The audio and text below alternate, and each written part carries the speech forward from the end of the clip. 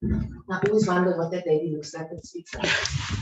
Okay, a warm welcome to everybody, and we've got lots of people still joining us in the Zoom room. Could we ask you to please put down your the grade that your child's in, or if you're a new parent joining us next year, please use the chat to introduce yourself. We'd love to know who we are speaking to today. And I'm going to introduce the overview of our session. So actually, you can go to the next slide. We are looking at the ethos of Finance North, and our emphasis is on sharing with you our journey towards a more inclusive practice and offering of teaching and learning at the school. And so we've got different parts to this hour, and we hope that you would be able to gain a deeper understanding about who we are and what we offer. So we're starting with a welcome and introduction. So I'll introduce myself. I'm the Community Support Coordinator at Finance North, and I'm also joined here today with Ashley, who is doing the role of the technical side of the meeting. And we will have different guests with us, but we're starting with Anne firstly as the principal of the school, and she will be talking to us about ethos and the inclusive approach that we have, and give you some examples of that. And then we will talk about what we have gained in having the role of community support coordinator and what is the function of that. We will also then be joined by Tamsin Carlson to speak about technology and how technology supports our inclusive approach. And then the learning support will join us. So we've got a full program, but I'm going to start with Anne, who's become a real professional at these workshops and seminars. So let's hand over to you, Anne. Okay, so firstly, Joanna and I are not masked because we've got the window and the door open and a chair between us, so that at least it's for those of you who, like me, struggle to hear when you cannot see someone's mouth. So, so well done thank you for volunteering, and thank you for spending some time with us here today. To those parents who are going to be joining us next year as families of the school, a very special welcome. Usually by now you will have had an opportunity to come to see the school, to walk around, to actually feel the things we see and to hear the things we hear. But I think I was driving to work today and I remembered that I was on this morning and talking about ethos. And I think that, that the best way to describe Finance North ethos is a complete family environment. The thing that every single one of us would like to have in our homes. So one of the things that here at Finance North is that everybody at Finance North has special needs. Now that might be a strange thing to say, but the truth of the matter is that if you teach everybody as if they've got special needs, then you will treat everybody specially always. And so whether it's Joanne, who has a bad night and she can't sleep last night and then she comes to school tired, or whether it's me who has family who have COVID, or whether it's Ashley who has a mum who's ill with cancer at home, or whether the children are upset because mum and dad fought last night, then every single one of us has special needs, and so therefore we need to be treated carefully, and the word we kind, be kind. Yeah. And if everyone is kind to each other every single day, then no one will say hurtful things. So also in our Be Kind journey, we believe that gender shouldn't define you as a person at our school. So we try as far as possible to treat all our gender, what we look like as a person, we try to treat everybody the same. So for years, we've had the uniform that is not linked to gender. We've had sport that's not linked to gender. About 4 years ago, we built special toilets that were gender neutral toilets. But I laughed the other day because since we've had the COVID arrangement of our school, originally the school was we had boys' toilets, girls' toilets, and then gender-neutral toilets that anyone could go to. But now all our toilets are gender neutral, because children just walk in and go into the toilet and then walk out again. So that's been fabulous.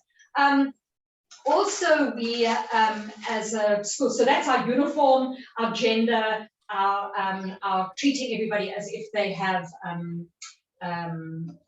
everyone has special needs. Can I come in there, because I think one of the things that was really powerful when we started Red Roots was thinking about the Reggio Media approach, and how they speak about everybody has rights. Yes. And some of us have special rights. That is how we experience belonging more. But it's not that it creates the separation of normal and special needs. Yes. But everybody has rights. Yes, lovely. So that's what we try and do. And what is also interesting at our school is that our children definitely believe they have rights. They know they have rights. And so I often have children who will walk into our office and tell me something that they believe that is unfair. Or so we in fact had quite an interesting discussion with some grade 6s and 7s, because some of them have now been able to have the vaccination. And so some of them came to me and said that that by having a vaccination site here at Pines North, which is what we did about a month ago, or talking to the children about vaccinations and trying to encourage them to have vaccinations, we had a whole conversation about bullying. So can an adult be a bully, and can I be the bully of children to make them be vaccinated? Sure. So it was a very interesting conversation about that, because those are so that we teach our children to be able to stand up for themselves like that. Because if children learn that they have those kinds of rights when they're in primary school, then they will always know that they can stand up for themselves and speak. Yeah. Talking about leaving primary school, we also teach things at Pines North that other schools don't teach, or that they stopped teaching a very long time ago. So we've always had drama and music and art and phys ed when most schools stopped doing those things. But we also kept things like needlework and woodwork and technology, because we believe that things like learning to knit and learning to use a saw and woodwork tools is something that everyone should learn when they're in primary school, because let's say, so that firstly it allows them to gain hobbies, that because they say that things that you learn that you connect with will be a hobby for life. And so we are creating hobbies for life for children, but also we are giving children skills, additional skills that will allow them to create employment should they need to do that at that time. And it also breaks the stereotypes. Yes. Because you then have children who are going through an education system that doesn't reinforce the stereotypes that boys do woodwork and girls do needlework. Or boys don't do ballet. Yeah, or boys don't do ballet, or girls play netball and boys play soccer. Yes. And a little bit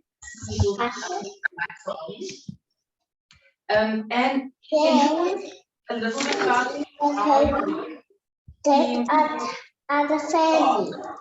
to make this possible, because it doesn't just happen. Okay, here's it. Right. Let me just try and make this person. Okay. So can you tell, maybe just for people who are joining us, how it comes about that you create this space? So initially I had a very difficult time trying to do that, because the people at the school when I first started 25 years ago didn't believe in this view of life at all, because it actually is a completely different way of looking at life. But after about 10 years, the staff was so on board here that, and when a new person was interviewed, they were interviewed with, do you understand inclusion? Do you understand that everyone has rights? Do you understand that everyone has special needs? If you understand that, we'll employ you. Yeah. If you don't believe that that's possible, that we can have a child who is cognitively impaired, or a child who can't walk in a classroom with what originally everyone was said would be uniformly boxed into brain work.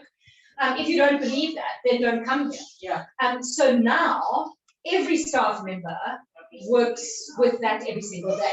And so I don't have to keep the enthusiasm for the system going, because it's what is at the school. And so everyone's expectation of everyone else is that they would behave in that kind of way.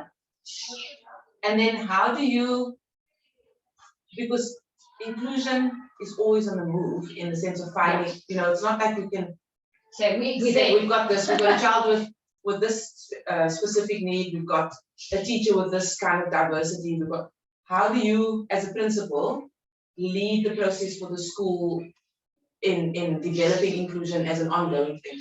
Well, so, I mean, I actively, that sounds going to be a bit strange to say, I actively looked for teachers initially who were divergent by race and by religion, and then by sexual orientation, because it's important that children know that there is a man here that is married to a man at this school, and there's a woman at this school that's married to a woman, and that they are people with the same rights as everybody else. And so I purposefully go looking for the diversity that, so also one of the past diversities was looking for families who were different. Because what is a family? Because is a family what was in our heads when we were children, a mom and a dad and 2 children? That's not family anymore. Because mom and dad could be 2 moms, 2 dads. It could be 3 moms. There's a family is a family. And so the more divergent those families at Pinelands North are, the more we create an understanding of the world for South Africa and for the children that grow up through here. So for a child that's here today, they won't, if someone says, oh, my dad and my dad did this, no child would go, what do you mean by that? In sort of probably 15 years ago, would have said, oh, you mean your stepdad and your dad? But now children wouldn't even bat an eyelid by that, because that's the truth of the world. Shireen, would you like to give Anne a copy? My deputy has just walked in. Come and make a face here. Come and have a seat here. Shireen, we're talking about inclusion, and it's a good thing that you maybe are here as well, because we've got 1 more minute before we move to a different part of the session. But Anne was just pointing out how we constantly invite difference into our school, right? And how it becomes a journey.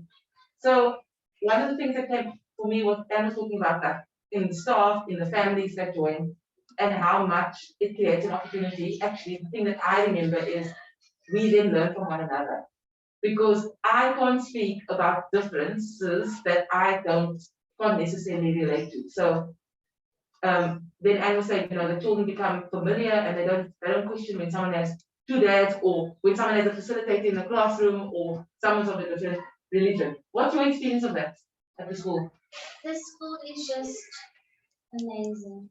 The children who come here, maybe at the beginning, the ethos that we have is about teaching them to know that we're different and to accept that we're different, but they don't see the differences as time goes by. I mean, it's just, to them it's normal if you see 2 moms, 2 dads, a mom and a dad. It makes no difference to our kids, and even children who, when I started here, and in this building, my you should put on these huge spectacles that enlarges your vision. Your vision, yes.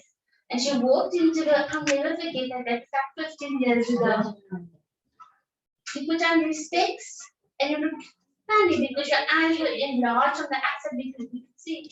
And you wanted to see the children's reaction, and nobody laughed. I hadn't been at some of my previous schools where children were said, look at her. But our children did not. So if everything's acceptable to them because of the teaching the ethos of being kind to everybody, accept the differences, that's just amazing. And it's the noticing of, it's not the removal of differences, it's the noticing of differences and creating spaces of belonging for the differences. So it's not that we get to a place where difference doesn't even get noticed, but how do we respond to difference? And especially, so I know how much you love your maths. Yes. So give us an example of how, when you're teaching maths in grade 7, there are children with different abilities. So it's not only about gender that we speak about, or language, but What happens in a grade 7 classroom? Describe a normal day in maths. Yes, in grade 7. Yeah, exactly. We step into the class and we have a child sitting right in front, and he's standing right there, meter and a half away from his desk, and he takes out his airplane in his car, and while I'm standing right there, he's playing with this car and doing all kind of making sounds. The rest of the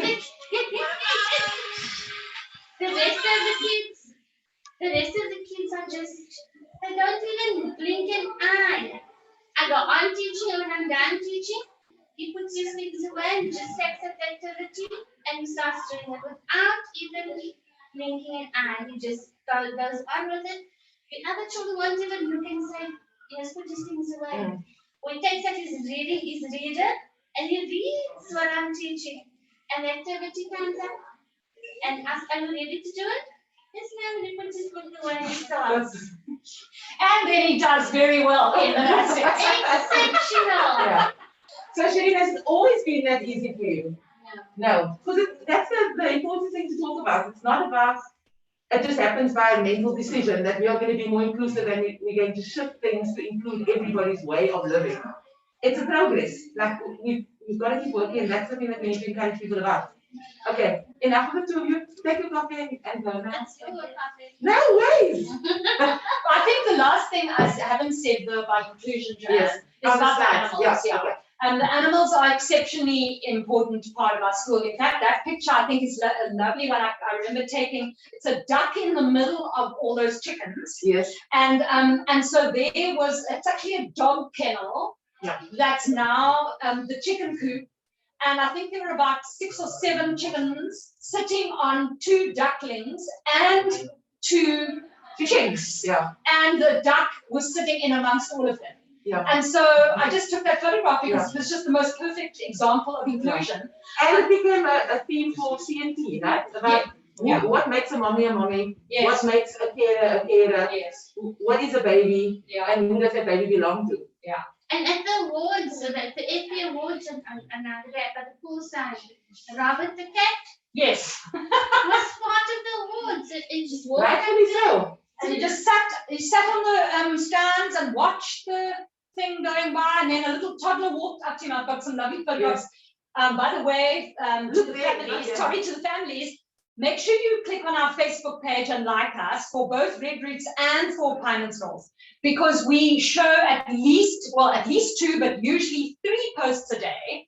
And so last night I was posting some ones, and there's this beautiful one of, I think it's about December time, 26 or something. This little toddler playing with Robert, and in all these lovely, there's somebody, I think it was Stan, took some beautiful photographs of this little toddler bending down and touching the cat, and they're all in the middle of the award ceremony. It was just Amazing. And the award ceremony was at the pool this year as Yes. well. Yeah. Okay, go now and go and make magic. And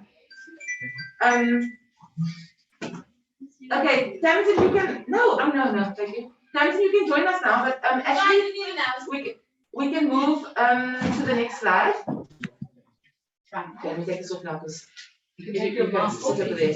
So what we're going to just introduce quickly before we hand over to Tamsin is 2 years ago we started realizing that there was a massive interest in our community broadly, and when I say community, it was the parents and other schools, higher education institutions, groups of people overseas who were looking for opportunities to learn about inclusion. So we developed this role of a community support coordinator, but it has changed so much over the last 2 years because of COVID, and in a positive way, because it's made the platform of Zoom or digital platforms has allowed us to be able to engage with people outside of the physical space. So being able to run workshops, to meet with groups who are interested in what we're doing in our school, not because we believe we're the experts, but because we have recognized how much we learn from others in sharing some of the things that we are doing. We grow in our understanding of what we can do better. So Ashley, you can go to the next slide. we run workshops for parents. We create opportunities for visual tours of the school. We've had 2 weeks ago we had a workshop that was for foundation-based parents only, and then we have showcases of the different grades. And what's been good about that for me in my role is to feel how normal it is to be able to walk through the school and find opportunities that show our ethos. It's not something that we need to design or orchestrate along the way. And I think it speaks to the culture of inclusion at our school, not being something that we tack on when it feels like we need to showcase anything. So if you are joining us and you're interested in finding out more about these sessions, then please see the email address. Ashley will put in the chat, events@PNPS. But for now, we're going to hand over to Tam. Well, we're welcoming Tamsin into the space, so you can go to the next slide. Thanks, Ashley.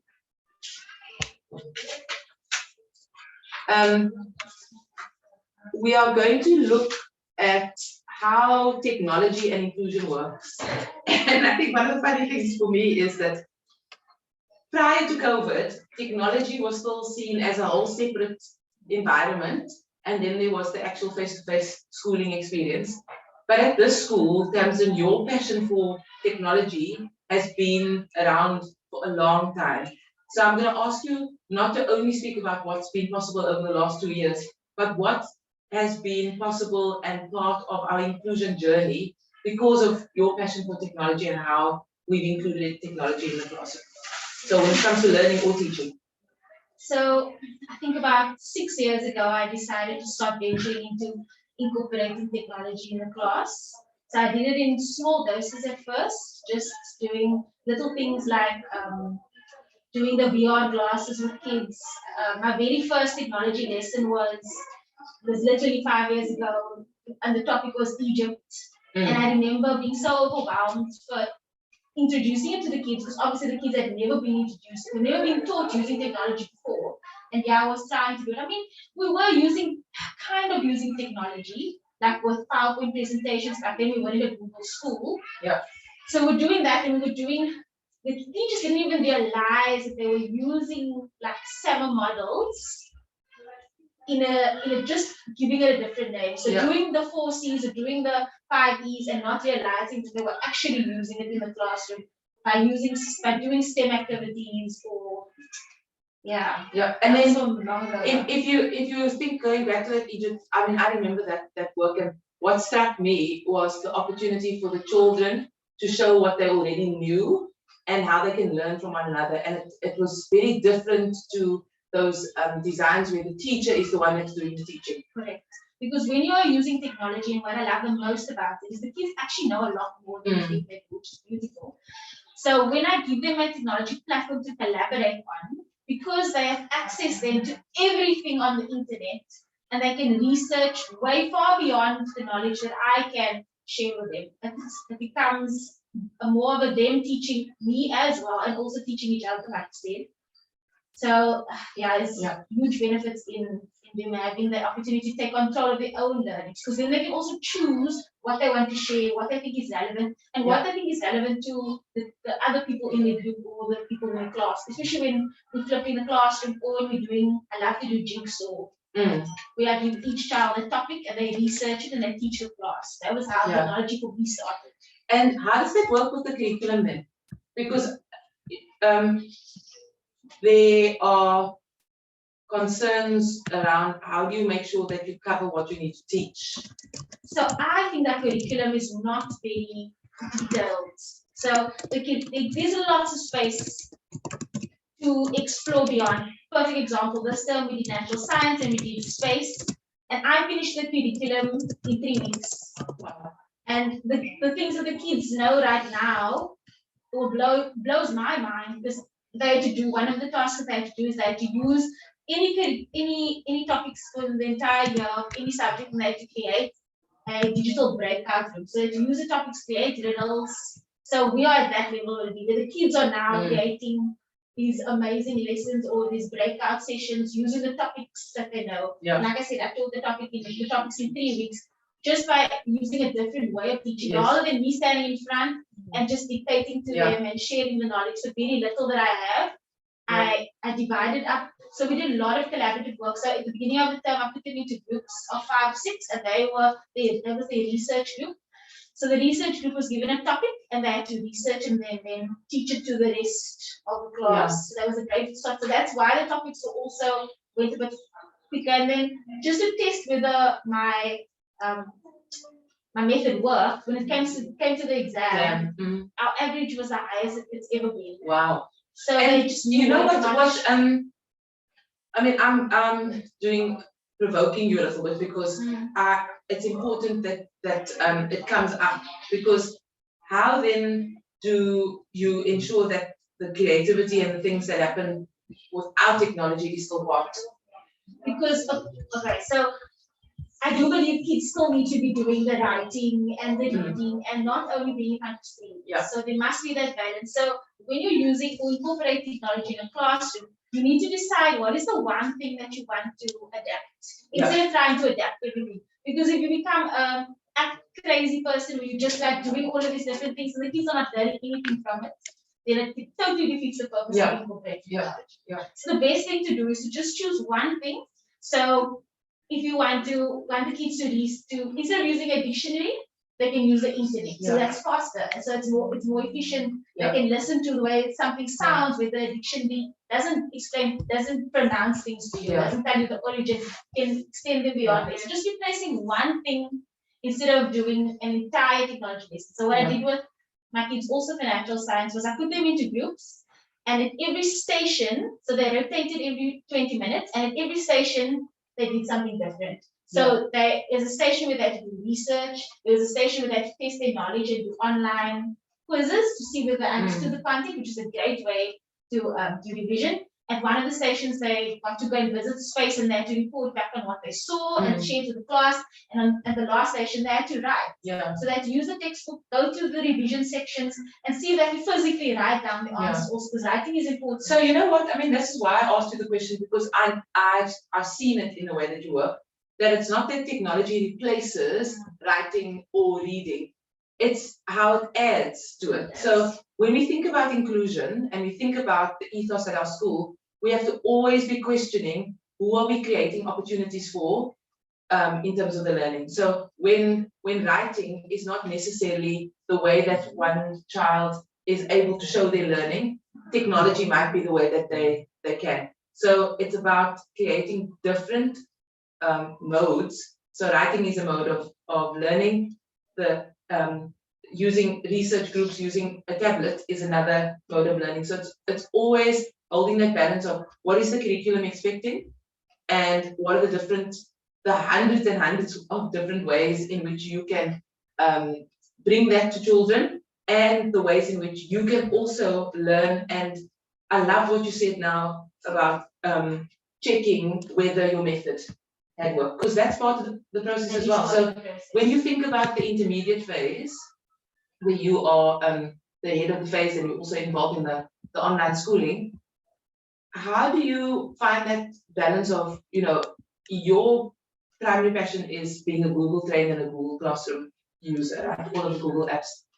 If you come up against staff who aren't as, that's not necessarily their natural method that they want to work with, how do you work with that as a team? So I just asked them to do one thing. Okay. So show me one way that you incorporate technology. So luckily at the school, there hasn't been anybody that's against technology, which is wonderful. Well, I think that part of that is because of the way that you've introduced it. It hasn't become like a forced cult. This is what everybody's doing. It's going, where are you at in your journey of the use of technology, and how can you then move a little bit or a lot from there? Exactly. So most teachers, all the teachers are using Google, Google Workspace apps. So it's now just me helping them to refine what they've already done.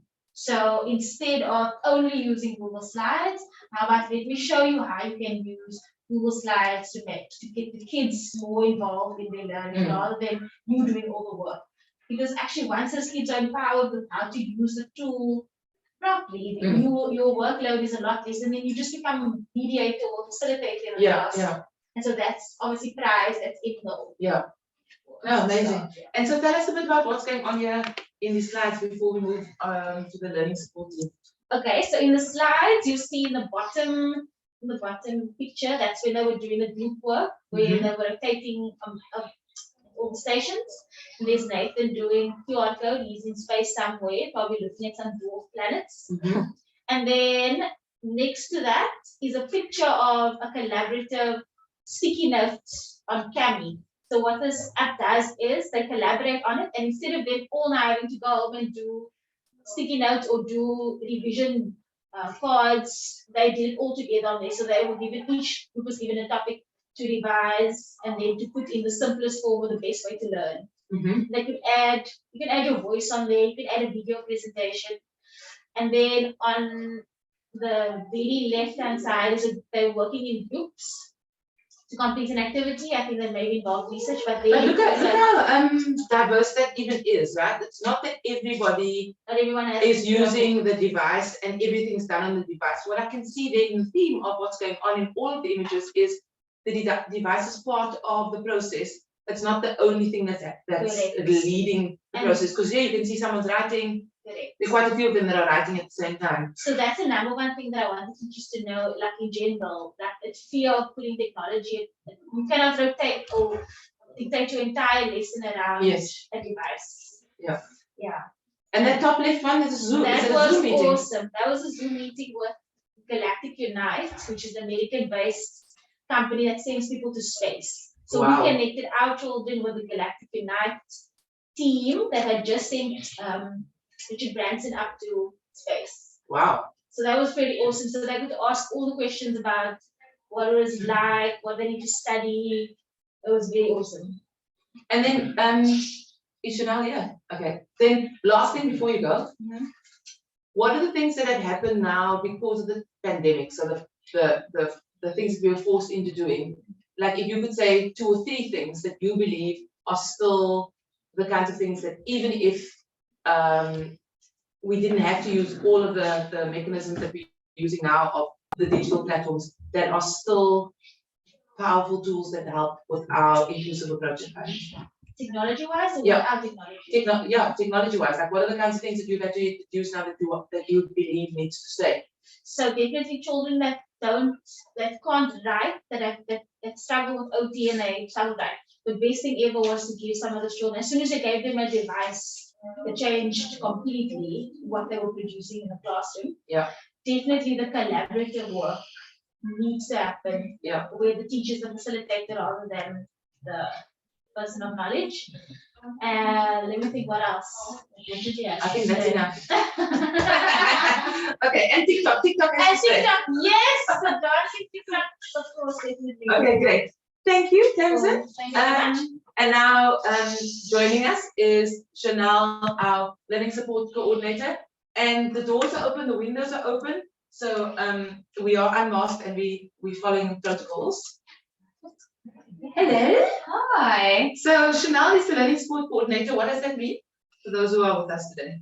That means that I work in the learning support department with a fantastic team, and we are responsible with Joanne, of course, for hosting workshops and development courses or training for the staff and the parents and the community so that everyone understands what inclusion means. How it looks like in the class, and I think that's partly this workshop as well, is just to see what does it mean in the classroom and how do we support pupils who needs a bit of extra time or a quiet space or something like that. So who's in the team? So in the team would be me, and then it's Hayley Holton, she's the learning support teacher. We have Ashley, that's behind the camera here, who's the events administrator, and Joanne, who's the community support coordinator. And then we have Adrian, that's also part of the events, the admin, because not all of us, we've got good side, bad things we're good at, and technology is not all of us, you know, And like, yeah. like that's why we have Adrian and Ashley.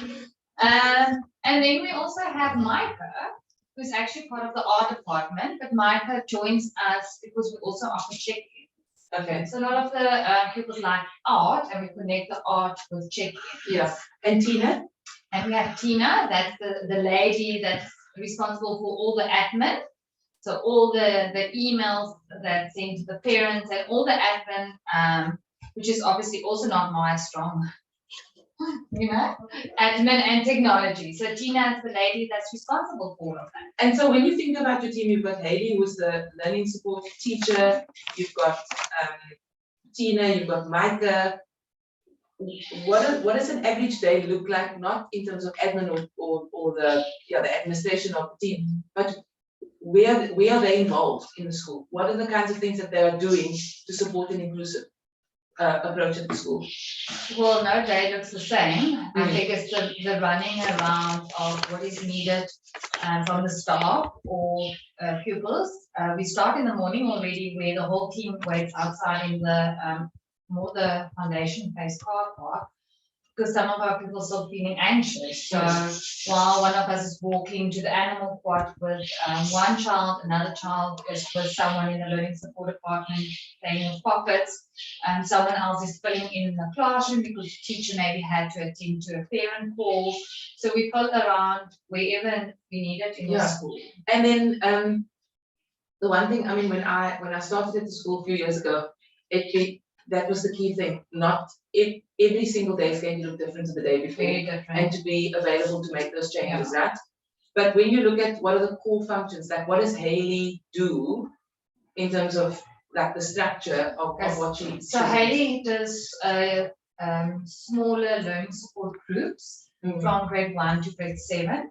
So it's just building on the foundation or consolidation of especially English and math, and also Hayley's become a pro in Afrikaans as well. So also just helping them in Afrikaans. So it's just either in the class, or she can take a few out and then sit in the passage or wherever you can get a space, and then just working a bit more one-on-one on the smaller group. And it's also how your team then adds to how this child is understood. Each child is understood in the school environment. So it doesn't then rest solely on one teacher to determine what are the kinds of support that everybody needs that's in their classroom, because you've got other people involved. So that it's I love how much the theme of every adult is responsible for every child in the school. So whether that's seeing someone who needs their laces tied, or whether that's someone who's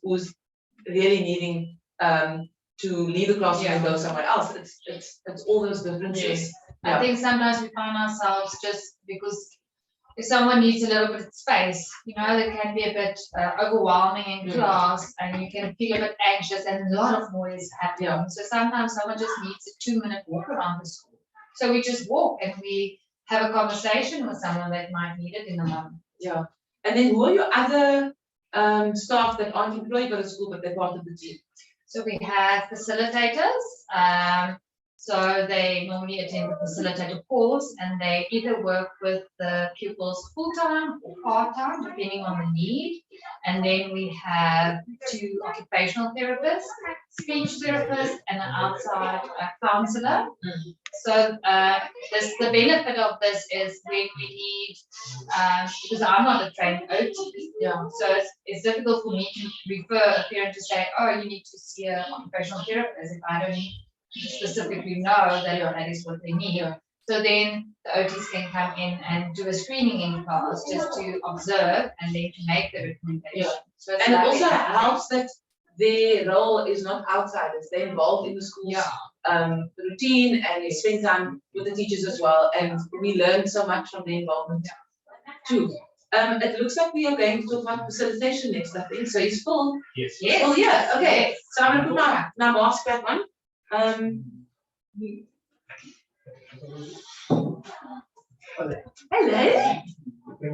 Over there, yeah.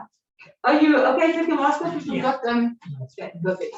So Phil, before I ask you about your role as a facilitator, can you introduce yourself in terms of what is your relationship been with the school? Okay, my son started at the school, and I had decided just before that to change my career. I wanted to become a teacher again. I originally studied to become a teacher, but it didn't work that way, and I went into corporate business, and then I decided I wanted to go back to teaching. So when my son started here, almost at the same time I started studying to uni to be able to change. And then the opportunity came up to facilitate, to learn what facilitation was firstly, and then to facilitate students in pupils in the classroom. And and that. Okay, so then leading from that, what is facilitation? Okay, facilitation is scaffolding learners to make sure that they are getting the most out of the opportunity that's there in front of them. Okay. I mean, some things we don't want things to get missed or lost in translation from the teacher, or physically not participate in the class, or not understand what's happening, and then end up becoming frustrated with yourself because you're not understanding what is going on around. Yeah. And when you look at these images here, we're seeing people working with children one-on-one in the classroom. What is that?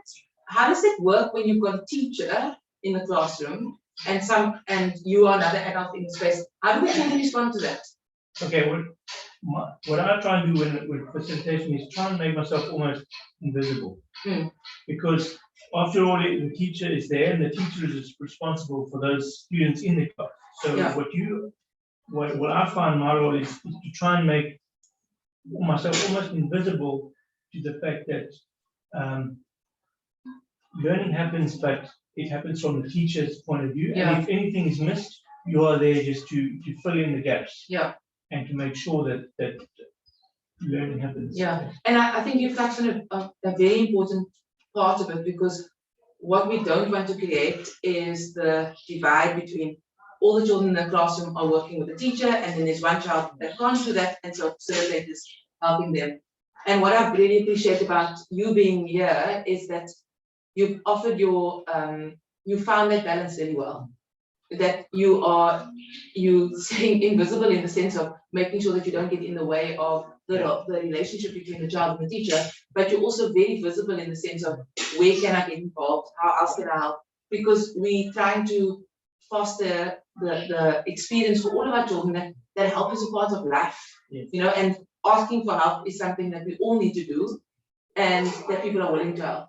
I find that there are actually far more children that need help, but are too scared to ask. And they sit there and they're quiet, and then very often they will come to me. And they will say, "Can you help me with this?" And I'll gladly do it. That's what you do. Or so as long as you're there to make sure. And for instance, say if your child is having problems with writing, keeping up with the writing, right? As long as you're there, you say, "Okay, you do one, I'll do one. You want, I'll do one." And that keeps you up to pace with the class, and you don't get left behind. So that way, when you move on to new stuff, you are ready for that new stuff, or the child is ready for that new stuff. And then, Phil, how many children are you working with at the moment? 2. Okay, and what grades are they in? Grade 5, both of them. Okay. And what are the other grades you have worked with over time? Okay, I have very briefly worked in grade 3, but for half a year, But mainly I worked grade 5, 6, and 7. And I've been to with those grades with 2 or 3 different grades, but with different students in those grades. Having different, some having language barriers, some having attention barriers, some having just physical writing barriers. And then, just to not put you on the spot, but I think just going back to your early stages of you making that shift in your career and having a child at the school who you could see the benefits of, he's thriving and he's growth in becoming, expressing himself fully meant that he needed the support of somebody else to help him. So tell us a little bit about that journey for you as a parent. So maybe switching your brain a bit of going, how as a parent has the role of facilitation that's offered at the school supported your child?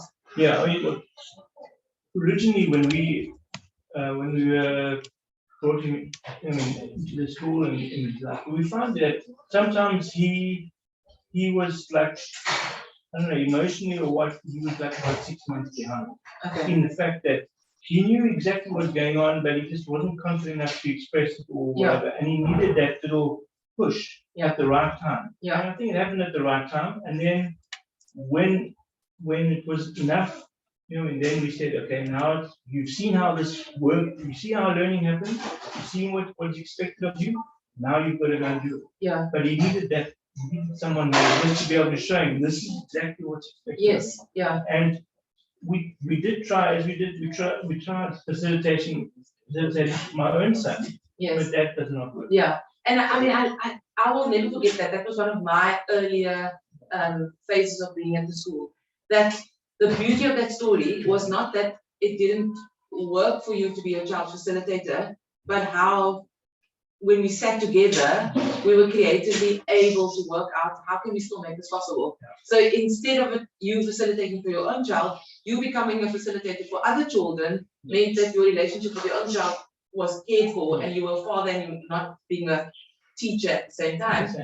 But it meant that it created an opportunity for him to have someone helping him at that time. So I think that even that moment helped us to grow in figuring out how do we include parents in, even when we see that there's a limitation. Yeah. Like how it was putting a lot of strain on you and his relationship for you to suddenly have to be his teacher in the classroom, but it didn't mean that ended there. It created another opportunity for you then to start facilitating. So thank you, Phil. And how is he doing now? Grade 8. Grade 8 now, he's loving students, he's loving his maths and his general and his English and Yeah. Fantastic. He must be like taller than you. Yes. Yeah. He's 6'9" now. Wow. So not 6'9", 5 foot now. Wow. 9.5. Okay. Amazing. Yeah. I'll never forget one of my experiences with him when we were doing assessments, and he just refused to do the assessment. And he then taught us how to design assessments differently so that he could show his learning. So he was actually part of the learning support team for he'd come in the morning and he'd spend time in the office with us, and he was doing some skills training with us, which was great. So please remind him of that when you go home today. Yeah, he's also big into his chess too. Yeah. He's loving it. Amazing. Thank you. Thank you. Okay. Before we wrap up this session, we are inviting 2 new children. Is it 2 new children? Nathan and Nina. Yes, Nathan and Nina into the. That's who? Ziad and Nina. Okay, so what I'm going to do is I'm going to move, and I'm going to go and sit over there so the 2 of you can sit. One of you can sit here. Okay. So I'm just going to explain to you quickly that you can you see yourselves here? Yep. Okay. And can you see this camera over here? Okay. That's the camera that everybody who's in the Zoom meeting that's them looking over here. Okay. This is just so that you can see this. So thank you for coming. Are you feeling comfortable on the chair that you're sitting on? Yeah. You sure? You can move the cushion if you need? Okay. Are you comfortable? Great. So we just got a few minutes now, and we want to talk a little bit about what it means to be a Pinelands North. And actually, you are the experts because you're new at the school, am I right? When did you start? I started this year. You started this year, at the start of the year? Okay. Beginning of the year. And you? I started in term 2. In term 2. Okay, so you've been here for less time. So, we are wanting to just talk about what does it mean to be part of the Pinelands North family. So, what has it been like for you joining the school? In what grade are you now? I'm in grade 3. Grade 3. So it means that you had another school for 2 years before you started here. I've been at another school for 3 years. Okay. So can you tell us a little bit about what makes you feel a part of the Pinelands North family? all of my friends. Well, So is it your friends in your classroom? Okay. And yeah, and then what were some of the things that were different when you joined the school? Were there any things that were different? the duckboard. Mm-hmm. There was no duckboard. Okay.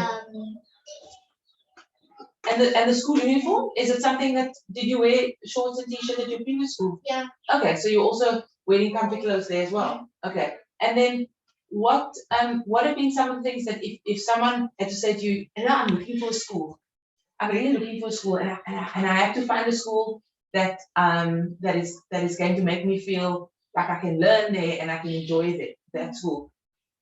What would you say is the reason why they should come to Pinelands North? Because I think it's really fun. It's really motivational. Motivational? Tell us a little bit more about motivational. It makes you want to do the stuffs because you think it's fun. Okay. And how do you think they make you? How do they motivate you by making it fun? Like doing some work in some fun worksheets. Okay. Like we got this book on Monday.